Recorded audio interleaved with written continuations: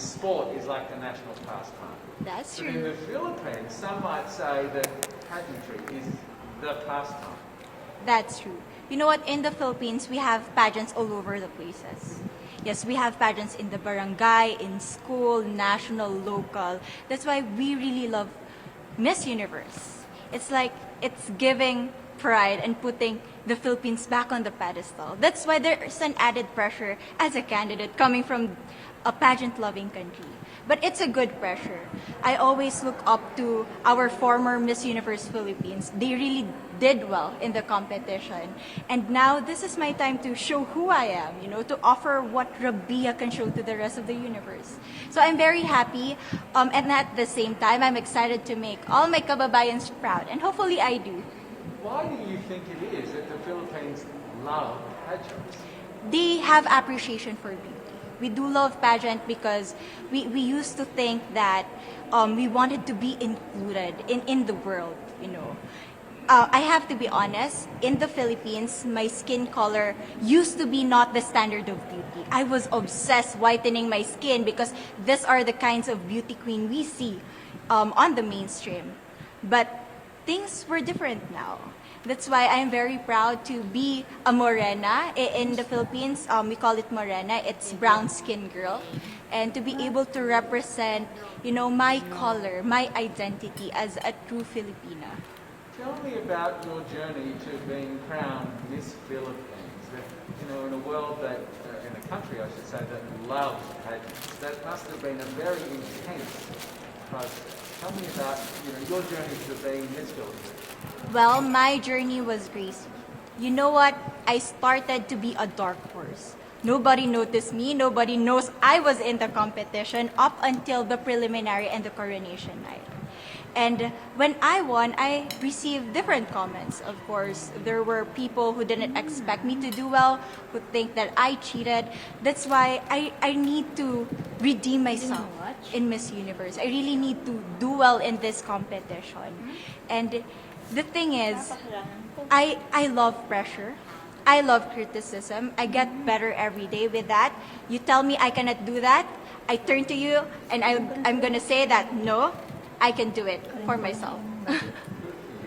So how does it feel then to be on the global stage? How do you feel to be here in this moment, right now?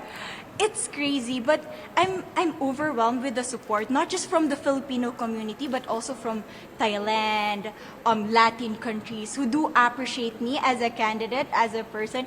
It motivates me that I am beautiful. I can offer so much in this world. And when somebody believes in you, it gives you that extra energy to really do well and perform well.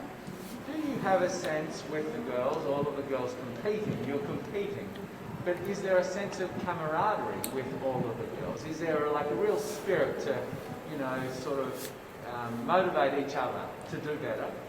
You know what? I have a different idea about Miss Universe. I thought it's going to be very competitive, in a healthy way, well, of course. But now I can see every girl helping each other, from fixing those hairs, from trying to zip up those outfits. It speaks of the closeness and the kind of camaraderie that we want to have. The goal of Miss Universe is not just to crown one girl, but also to build a genuine and long-lasting friendships among us. Would you say within the Miss Universe world, the contestants, is there a sisterhood? Are you sisters? There is sisterhood. I can say I was able to talk to different representatives from different backgrounds, different cultures. And despite our differences, there's so much to be highlighted in what binds us together. And that is because we want to empower women. We want to have our advocacies. We want to speak for the things that we love. And that's a celebration of women and the beauty that we have. So coming out of this week, obviously you would love to be crowned Miss Universe. Of course. And that would be wonderful, of course, for any of you. But what else will you take out of this week? What do you think you'll feel at the end of this week, regardless of the result?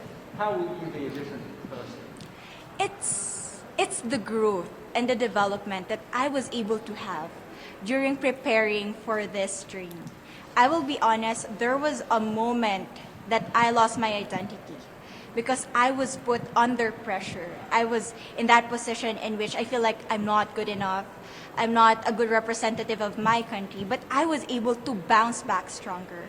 And if I was able to do that for Miss Universe, I will be able to do that in life. That is my greatest takeaway from Miss Universe.